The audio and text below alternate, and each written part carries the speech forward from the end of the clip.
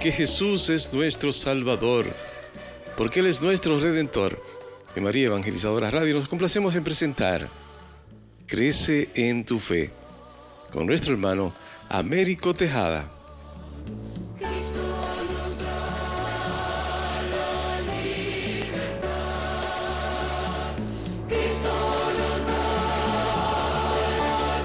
Saludos en este glorioso día y bendiciones a la radio creyentes que escuchan María Evangelizadora Radio, que están sedientos de la palabra de Dios. Les envía un saludo a su hermano Américo Tejada, de la parroquia San Simón Stack San José, que está localizada en el Bronx y pertenece a la Arquidiócesis de Nueva York. Estamos aquí todos los miércoles de 4 a 5 p.m. y los sábados de 9 a 10 a.m. hora de Nueva York. Si se quieren poner en contacto con su servidor, pueden llamarme al 1-718-933-5299 o mandarme un mensaje de texto por WhatsApp al 1-917-860-3678. En este segmento de estudio bíblico titulado Crece en tu Fe, estamos estudiando una obra titulada Jesucristo nuestro Salvador.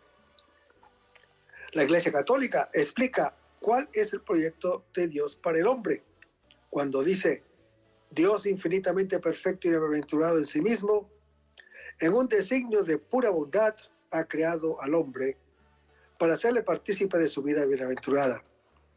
Esta realidad constituye una maravilla del amor de Dios, que deberíamos tener siempre ante nuestros ojos y no olvidarla jamás. Sin embargo,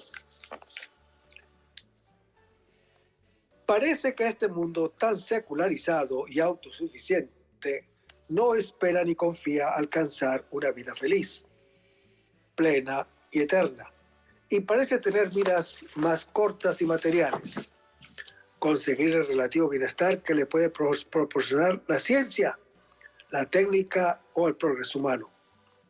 Un bienestar siempre temporal y caduco, de tal modo que la figura de Dios y de la vida eterna no está en el horizonte de ellos. Pero la Santa Madre Iglesia nos dice que Jesucristo es el camino que Dios ha elegido para conseguir sus fines y superar todos los obstáculos. Él nos muestra aún más la maravilla de su amor misericordioso hacia nosotros, con Jesús. Y sí podemos alcanzar nuestro bien y felicidad para siempre. Estos estudios bíblicos pretenden facilitar un cierto conocimiento de la admirable riqueza y profundidad del misterio de Cristo. Vamos a comenzar este segmento con una oración y lo hacemos en el nombre del Padre, del Hijo y del Espíritu Santo. Señor, que todo lo que hagamos este día inicie con tu bendición y termine con tu ayuda. Que todo lo que digamos este día sea motivado por tu amor e inspirado por tu gracia. Que nuestras obras de este día reciban tu inspiración y perduren en tu paz. Todas estas cosas, Padre Celestial, te las pedimos en el dulce y poderoso nombre de tu Hijo Jesús, que vive en el nombre del Espíritu Santo, que es Dios, por los siglos de los siglos. Amén. Los créditos de estudios bíblicos son dados al Padre Vicente Ferrer Barrientos y a la Biblia de Jerusalén que estamos usando para estos estudios bíblicos. En el segmento anterior estamos hablando de los símbolos de la fe que resaltan el carácter salvífico de toda la vida de Cristo y su finalidad, que es nuestra salvación. El Hijo de Dios se hizo hombre, nació, padeció, fue crucificado, resucitó por nosotros los hombres y por nuestra salvación.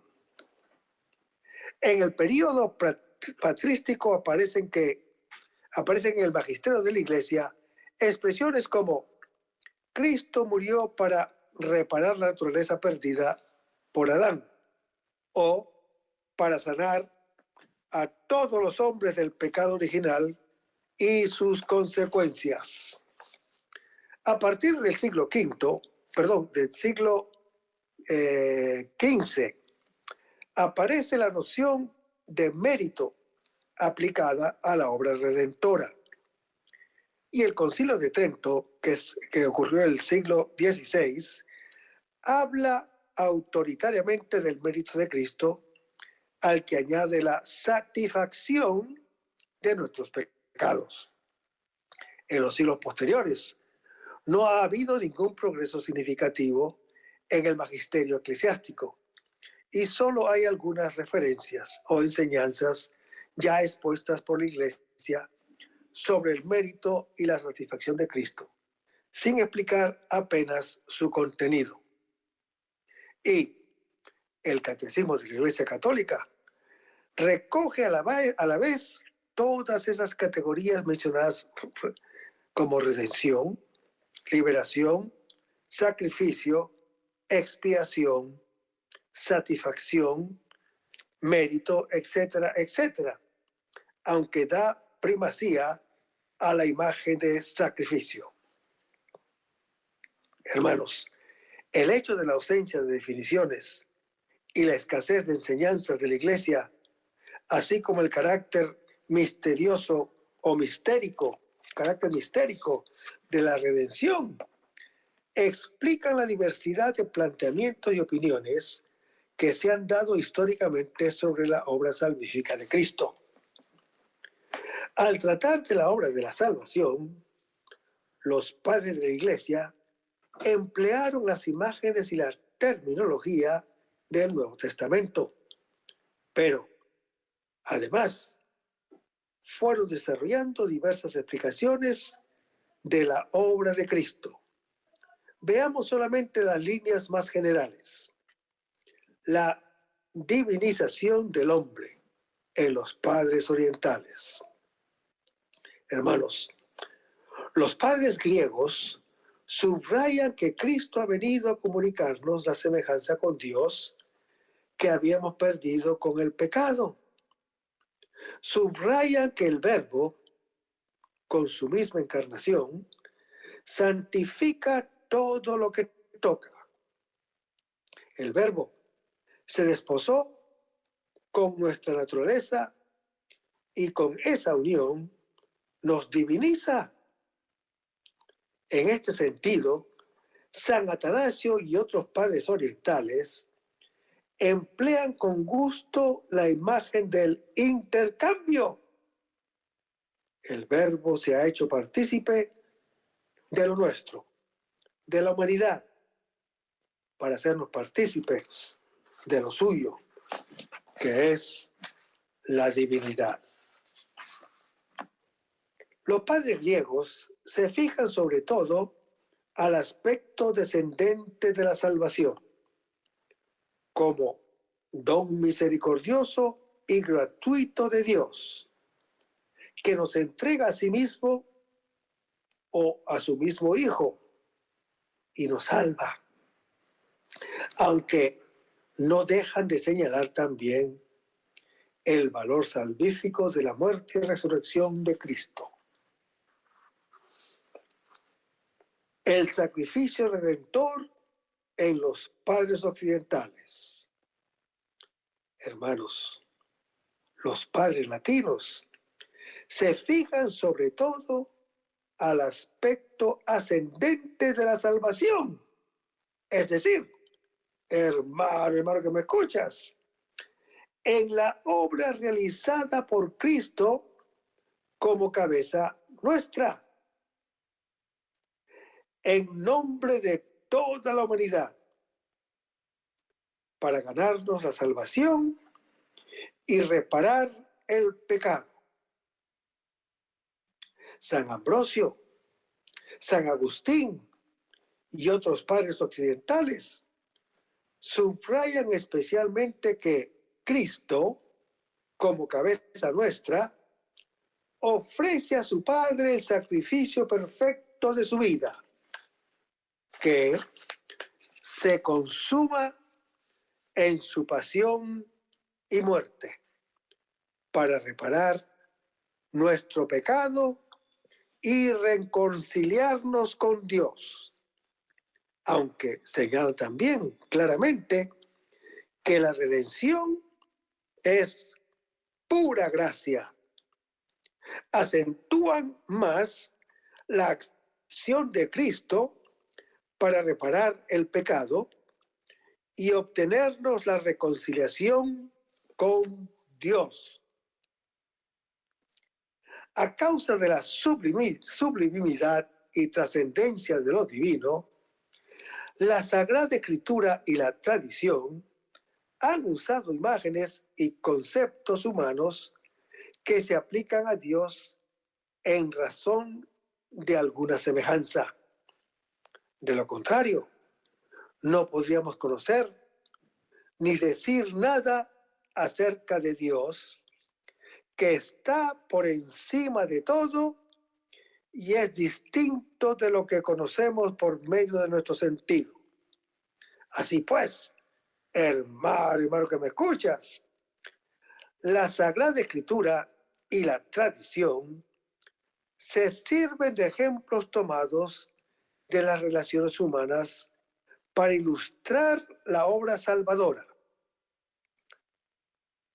En términos como los de ofensa y perdón, castigo y satisfacción, rescate y precio, esclavitud y libertad, enemistad y reconciliación. Al interpretar estas expresiones, que son totalmente legítimas, no podemos dejarnos llevar de impresiones inmediatas demasiado inhumanas que nos conduzcan a sacar consecuencias equivocadas. Hay que entender bien el sentido de estos términos que atribuimos a Dios, pues se usan solo según una analogía con lo humano y no en sentido unívoco. No podemos imaginar a Dios al modo humano, pues Él no es como nosotros. Cuando Él dice, soy Dios, no hombre, en Oseas capítulo 11.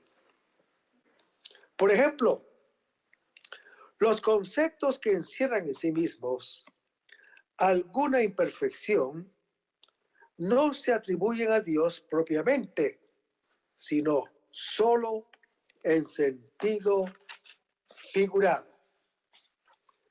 Es el caso de atribuir pasiones a Dios como la ira o la venganza, o lo que supone falta de bondad, como odiar o causar el mal a alguien, o lo que supone falta de providencia, como no proteger o abandonar a alguien, a lo que supone que Dios sufre algún mal o daño, como ser agraviado o ser ofendido por el pecado, o lo que supone un cambio en Dios, como arrepentirse o perdonar.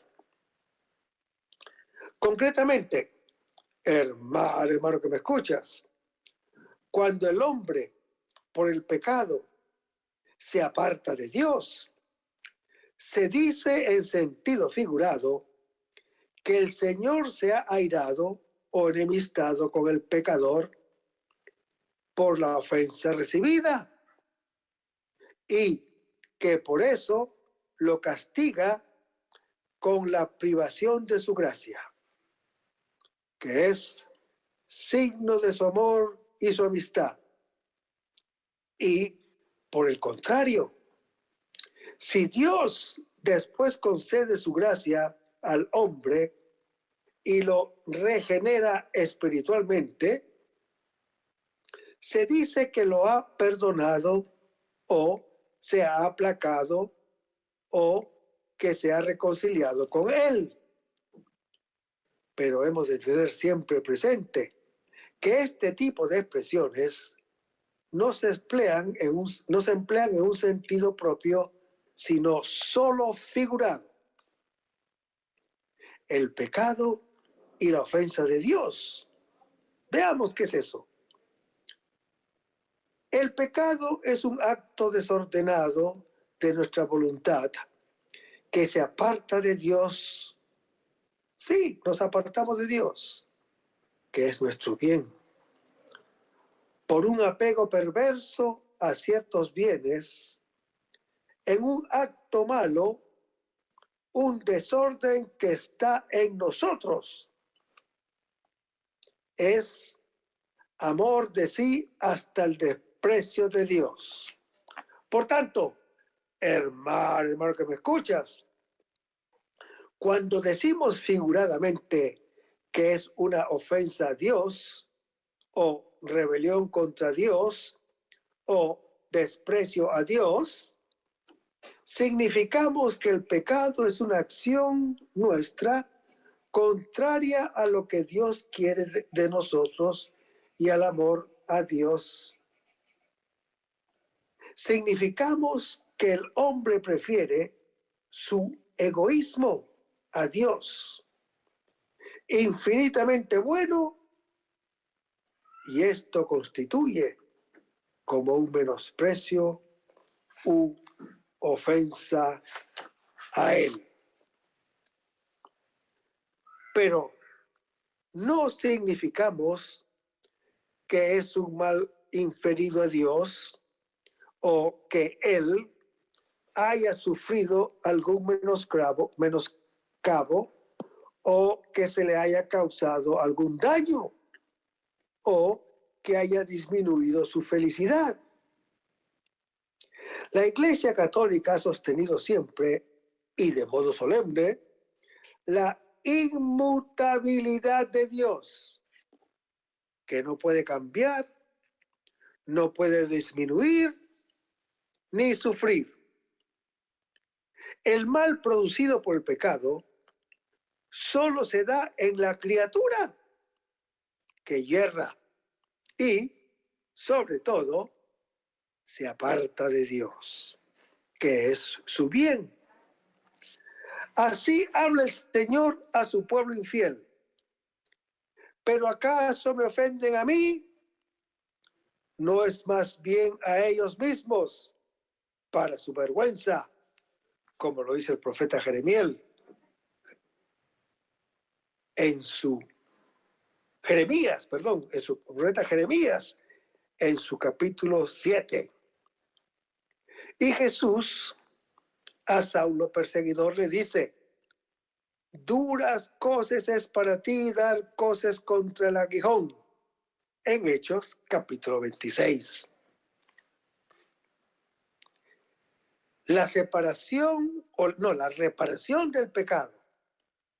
Hermanos, la reparación del pecado consiste en la liberación del desorden, del mal introducido en el hombre, es sanar o restaurar o renovar al hombre caído, según la imagen de Dios en la que fue creado. Concretamente, la reparación del pecado consiste en la conversión del hombre a Dios por el amor a Dios y el arrepentimiento del pecado, mediante la gracia que lo une de nuevo a Dios y borra así la culpa del pecado. Y también comprende la eliminación de las penalidades que el pecado lleva consigo. Hermanos, el magisterio de la Iglesia ha enseñado que Cristo murió para reparar la naturaleza dañada por Adán y para reparar al hombre caído, para restaurar al género humano, para levantar la naturaleza humana caída, para salvar al hombre del pecado y liberarnos de sus consecuencias, del dolor y de la muerte. Como dice la Comisión Teológica Internacional, no se trata de reparar algún daño o algún mal, una ofensa que el pecado haya causado en el ser divino, y por tanto la obra redentora no consiste en una compensación ofrecida a Dios por parte del pecador. De modo semejante, hay que entender otras expresiones que se han empleado para describir la obra redentora de Cristo, como el perdón del pecado, la reconciliación con Dios, el aplacar la ira divina. Hermanos, esas expresiones no significan que Dios cambie de actitud para con nosotros a causa de algo que el hombre pueda hacer o darle. Como él mismo dice, yo soy el Señor y no cambio, como está en Malaquías, capítulo 3. Si Dios no es un hombre para volverse atrás, como está en Números capítulo 23, no pasa del amor al odio hacia el que él pecó, ni cambia desde la ira a la amistad con que él se arrepintió. Dios es amor y nunca ha dejado ni dejará de amarnos, aunque hayamos pecado. Hermanos, esas expresiones mencionadas son diversos modos figurados de expresar el hecho de que Dios retira su gracia del hombre que voluntariamente se apartó de él. Y decimos que se airía con él, o bien que Dios concede al hombre una gracia, efecto de su amor, que lo hace partícipe de la vida divina y quita el desorden del pecado. Y decimos que le perdona, pero Dios no cambia, lo que cambia es el hombre. Un breve repaso de las principales teorías incompletas o erróneas sobre la redención nos servirá para clarificar algunos conceptos y entender un poco más este misterio. En la época patrística, a partir de la imagen revelada de la obra de Cristo como redención o rescate, algunos escritores cristianos sostuvieron una teoría que se ha conocido después como los derechos del demonio. Según estos autores, al cometer el pecado de origen, el hombre voluntariamente se habría hecho esclavo del demonio. La sangre de Jesús sería el rescate, el precio pagado al demonio para librar al hombre de esa esclavitud. Hermanos, esta teoría de los primeros siglos fue combatida por San Gregorio de Nancianzo, y desde entonces fue unánimemente rechazada como errónea, ya que interpreta la redención según los usos humanos de aquel tiempo como una recompra con alguien que paga, Cristo, y alguien a quien se paga, al demonio, para conseguir la liberación del hombre. Y es una teoría o interpretación ajena a la unidad de toda la Escritura en cuanto el poder del demonio, que parece tener derechos absolutos sobre nosotros. San Anselmo de Canterbury, en el siglo XVI, el siglo XI al siglo XII, realiza la primera sistematización sobre la redención de Cristo. Este autor considera a Dios como Señor soberano, cuyo honor es ofendido por el pecado. Ante esa ofensa, el orden de la justicia divina exige con todo rigor la reparación voluntaria adecuada, a que nosotros le llamamos la satisfacción, o bien el castigo del pecador. Ahora bien, la deuda era tan grande,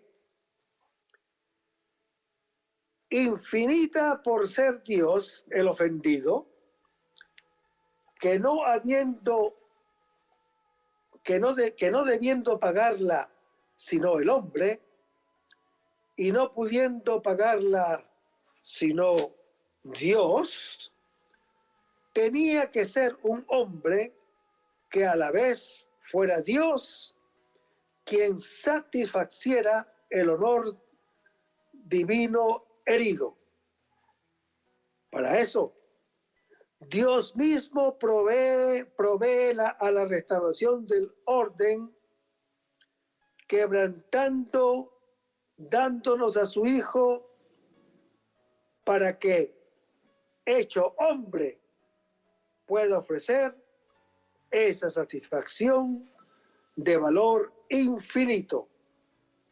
Y así libere a la humanidad de sufrir la pena debida por el pecado. Es una interpretación que ha influido mucho en la teología posterior, hasta el siglo XX, pero es bastante deficiente y demasiado jurídica. Tiene una concepción muy humana del pecado como ofensa inferida a Dios. Imagina un Dios necesitado de recibir una compensación por parte del hombre y concibe una justicia divina tal que obliga al mismo Dios a exigir su honor y sus derechos. Hermanos, los reformadores protestantes pensaron que el pecado había corrompido totalmente la naturaleza humana, de modo irreformable, y que la salvación consiste simplemente en que Dios no nos imputa el pecado si nosotros tenemos fe y confianza en Cristo.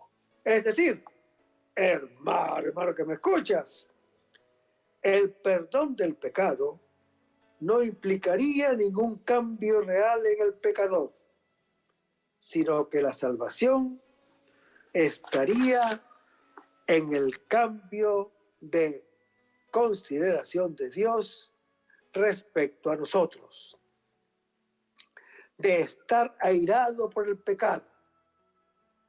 Dios dejaría de estar enfadado con nosotros en atención a Cristo. ¿Y qué ha hecho Cristo para conseguir ese perdón? La respuesta de los reformadores es que Cristo ha satisfecho por nosotros todo lo necesario.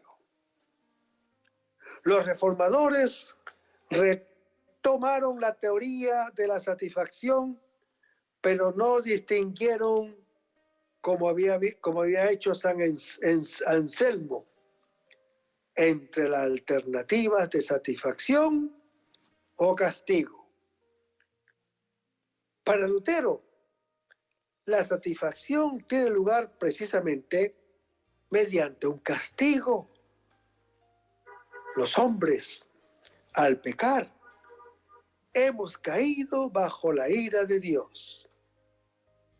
Cristo, según su interpretación de San Pablo en Gálatas capítulo 3, tomó sobre sí no solo las consecuencias del pecado, sino el pecado mismo. Cristo se hizo maldito y cayó así bajo la ira divina. Vayamos a Gálatas capítulo 3, versículos 13. Hermanos, todos los que están bajo la ley están obligados a cumplirla en la integridad de sus preceptos, so pena de incurrir en maldición, según la norma del Deuteronomio capítulo 27 y del Deuteronomio capítulo 28. El apóstol Pablo alude a dos regímenes diferentes: el régimen de la fe y el régimen de la ley. Primero, según el régimen de la fe, el hombre es justificado por la fe en Cristo. Y la justificación, y a la justificación sigue la vida. El apóstol Pablo apoya su principio teológico en el Antiguo Testamento. Vayamos a las Escrituras. Sucumbirá quien no tiene el alma recta, mas el justo por su fidelidad vivirá, como lo dice Habacuc en su capítulo 2. Segundo, el régimen de la ley no atiende a la justificación, sino solo a la vida, la cual depende de la observancia de los preceptos de la ley. El apóstol Pablo cita a este propósito el Antiguo Testamento. Leamos las Escrituras. Guarden mis preceptos y mis normas. El hombre que las cumpla, gracias a ellos vivirá. Yo, Yahvé, como está en Levítico capítulo 18. Pero la ley era incapaz de comunicar a los hombres la fuerza interior necesaria para el cumplimiento de esos mismos preceptos. Y como resultado, el hombre estaba bajo la amenaza del castigo ordenado por la ley. Vayamos una vez más a las Escrituras. Pero si no me escuchan y no cumplen todos estos mandamientos, si desprecian mis preceptos y rechazan mis normas, no haciendo caso de todos mis mandamientos y rompiendo mi alianza, también yo haré lo mismo con ustedes. Traeré sobre ustedes el terror, la tisis y la fiebre, que le abracen los ojos y les consuma la vida. Sembrarán en vano su semilla, pues el fruto se lo comerán sus enemigos. Traeré sobre ustedes la espada que vengará la alianza, y los llevaré al país de sus enemigos. Pagarán el castigo de su iniquidad, porque yo, Yahvé, su Dios. Y esto está en Levítico, capítulo 26. En tales circunstancias, hermano que me escuchas, Cristo nos rescató de la maldición lanzada por la ley, haciéndose en favor nuestro maldición, es decir, sufriendo en sí mismo en lugar nuestro la pena máxima, la muerte. Leamos: a quien no conoció pecado, le hizo pecado por nosotros, para que viniéramos a hacer justicia de Dios en él, como lo dice el apóstol Pablo en su segunda epístola a los Corintios, capítulo 5. Hermanos, con su muerte hemos sido liberados del pecado que la causaba y de la ley que la exigía. Cristo, con su muerte, pagó el precio de nuestro rescate o redención, como lo anuncia el profeta cuando describe al siervo de Yahvé en Isaías, capítulo 53. Este precio, sin embargo, no ha sido pagado a nadie.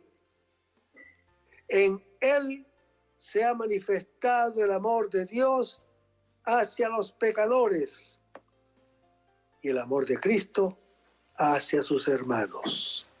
Vayamos a las Escrituras. Mas la prueba de que Dios nos ama es que Cristo, siendo nosotros todavía pecadores, murió por nosotros, como lo dice el apóstol Pablo en su epístola a los Romanos, capítulo 5. La alusión al ajusticiado que está en Deuteronomio capítulo 21, donde dice que un colgado es una maldición de Dios, no es sino una analogía remota al caso de Jesús en la cruz. Él no es un maldito. En él no hubo pecado, según de Corintios capítulo 5. Él tomó sobre sí el castigo que debería recaer sobre la raza humana por sus transgresiones a toda ley. Él expió en lugar y en favor de todos los hombres. Pero la liberación respecto del pecado, de la maldición de la ley, tenía una doble finalidad. Primero, que la bendición de Abraham llegara a los gentiles en Cristo Jesús, a la luz de Gálatas capítulo 3.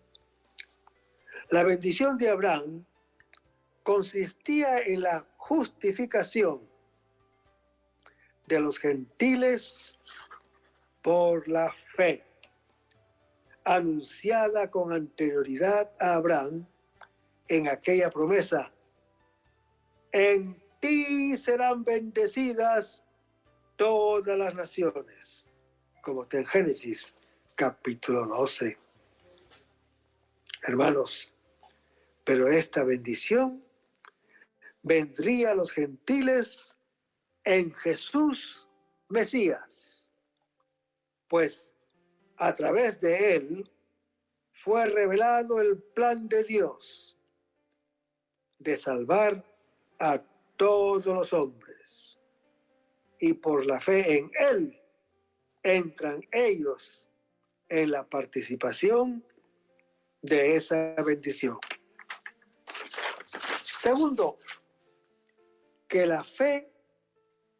por la fe recibiéramos la promesa del Espíritu Santo.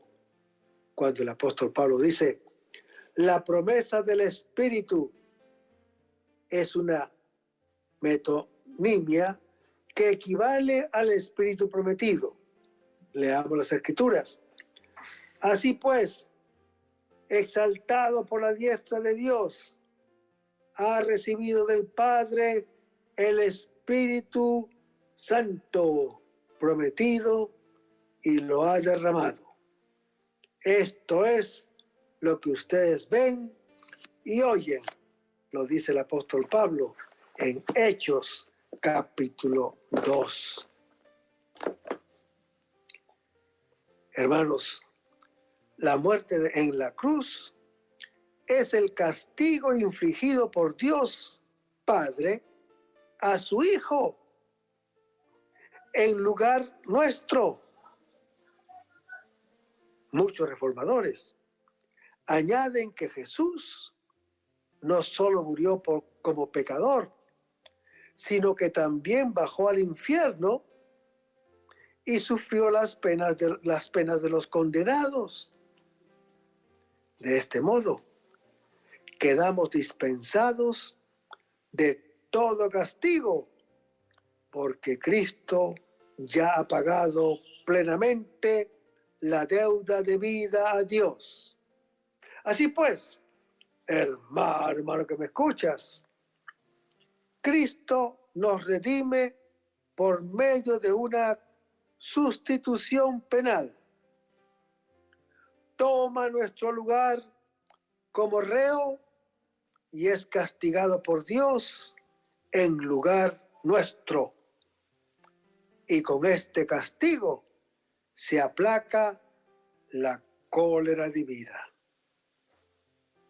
Esta teoría ha influido mucho entre los protestantes y se ha infiltrado también entre los católicos, pero es claramente errónea, pues interpreta de un modo muy jurídico y penal la reparación del pecado, así como los conceptos bíblicos de justicia divina, de la ira de Dios. Y presenta a Dios no como Padre que ama a su Hijo, o que nos ama a nosotros aún siendo pecadores, como está en Romanos capítulo 5, sino como un soberano vindicativo que exige por encima de todo la reparación de un honor ofendido mediante el castigo del culpable, y además es un soberano injusto, pues condena a muerte al inocente en lugar del culpable. Teorías nacidas de un planteamiento subjetivista. Hermanos, a muchas personas de nuestro tiempo se les hace difícil entender algunas expresiones de la doctrina cristológica que nacieron en una cultura muy distinta, tales como redención, satisfacción, expiación. Las rechazan como algo que no se corresponden con la imagen de un Dios Padre amoroso.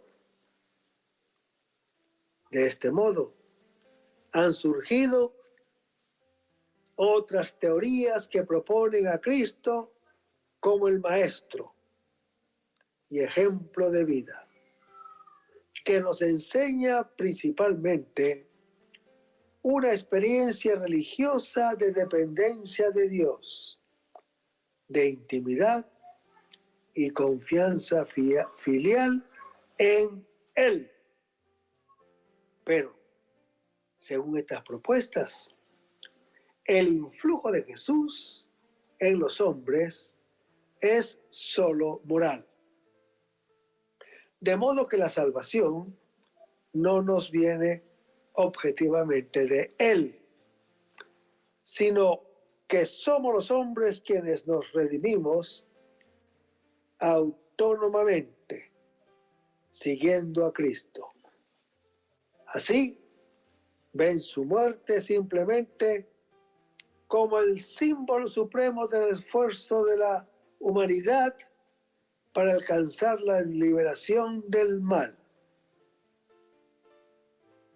Teología de la liberación. Dentro de esa corriente subjetivista, ha habido quienes han pensado que Cristo sería el modelo de lucha contra las estructuras sociales injustas. Son las teologías de la liberación, entre las que se encuentran algunas inspiradas en el marxismo. Estas teorías reducen el origen del mal a una injusta distribución de la riqueza y cifran la liberación de la humanidad en la reforma política y social. Y frecuentemente propugnan métodos violentos. Cristo, víctima del sistema, habría sido el ejemplo para rechazar estructuras injustas establecidas por los poderosos. Hermanos, estas teorías no tienen en cuenta que el mal es más profundo que eso y que no puede ser derrotado plenamente por esas reformas exteriores, puesto que tiene su fuente en el corazón del hombre. Son los corazones los que tienen que ser transformados, primeramente con la gracia y después con la rectitud y la caridad se podrá remediar la injusticia social. Hermanos, la redención es una iniciativa del inmenso amor divino y es Dios mismo quien la lleva a cabo por medio de Jesucristo, quitando el obstáculo interpuesto entre Él y nosotros, con el fin de establecer su alianza con el hombre y hacernos partícipes de su vida feliz. Hermanos, la redención es ante todo una intervención de Dios en la historia de los hombres. Dios, que es rico en misericordia, por el gran amor con que nos amó, como está en Efesios capítulo 2, nos ha dado a su Hijo para comunicar a los hombres los dones de la salvación. Cuando dicen las Escrituras, tanto amó Dios al mundo que dio a su Hijo único para que todo el que crea en Él no perezca. En Juan capítulo 3. Aquí, en este movimiento descendente de la acción de Dios, que viene a salvarnos, entran las categorías de redención, rescate, liberación y victoria sobre el demonio. Cristo, enviado por el Padre, nos redime, nos libera del pecado y de la muerte y vence al maligno. Según el sapietismo y justísimo plan divino, el hombre, para liberarse del pecado cometido, debe poner algo de su parte. Tiene que arrepentirse de él y reparar el desorden que éste introdujo en toda la naturaleza humana. Tiene que volver al amor de Dios por encima del amor a sí mismo y entregarse a la voluntad divina con renuncia a sí mismo, a la propia voluntad que le apartó de Dios. Sin embargo, hermano que me escuchas, nadie puede reparar el pecado en sí mismo, pues para ello hace falta la gracia de Dios, que el hombre no tiene por sí. Y aún contando con la gratuita ayuda divina, ningún hombre podría reparar el desorden existente en todo el género humano. En efecto, la penitencia de Adán o la de otro hombre, aunque fuera muy santo, quizás pudiera corregir el propio desorden interior, pero no podría impedir la enfermedad y su muerte. Y mucho menos podría liberar a todos y cada uno de los seres humanos de las consecuencias del pecado de origen y de los pecados personales. Por eso, Dios mismo envió a su Hijo al mundo para que, como nuevo Adán, viviera una entrega total al Padre y nos mereciera la gracia santificante. Este es el aspecto ascendente de la redención, realizado por Cristo. Aquí, en este movimiento ascendente de la acción salvífica de Jesús, por la que nos consigue la salvación, entra las categorías de mérito, satisfacción, expiación, sacrificio y propiciación. Dice San Juan: en esto consiste el amor, en que Él nos amó y nos envió a su Hijo como propiciación por nuestros pecados. En Primera de Juan, capítulo 4, versículos 10 al 19. Hermanos, el tema central de la carta se resume en la expresión Dios es amor. Aunque nada más se dijera en alabanza de amor, en todas las páginas de esta epístola, aunque nada más se dijera en todas las páginas de las Sagradas Escrituras, y únicamente oyéramos por boca del Espíritu Santo que Dios es amor, nada más deberíamos buscar. La encarnación y la muerte redentora de Cristo son la manifestación suprema de ese amor. Es imposible amar a Dios si no se ama al prójimo.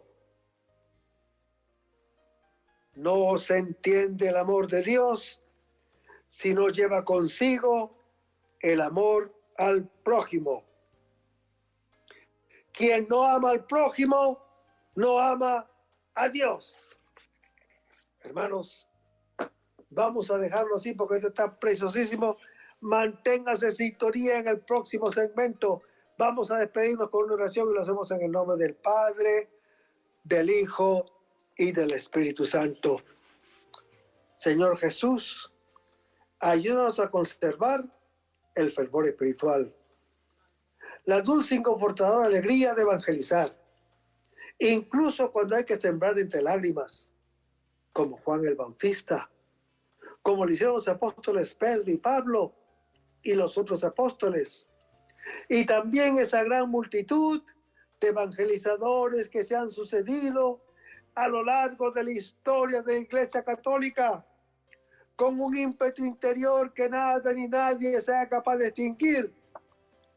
Señor Jesús, que sea esta la mayor alegría de nuestras vidas entregadas al Evangelio. Y ojalá que el mundo actual pueda así recibir la buena nueva de tu Evangelio, porque tenemos la tarea de anunciar el reino de Dios y de implantar tu iglesia en este mundo que todavía no te conoce. Todas estas cosas, Padre Celestial, te las pedimos en el poderoso y dulce nombre de tu Hijo Jesús, que vive y reina en unión del Espíritu Santo, quien es Dios, por los siglos de los siglos. Amén. Hasta el próximo segmento. Que el Señor nos bendiga.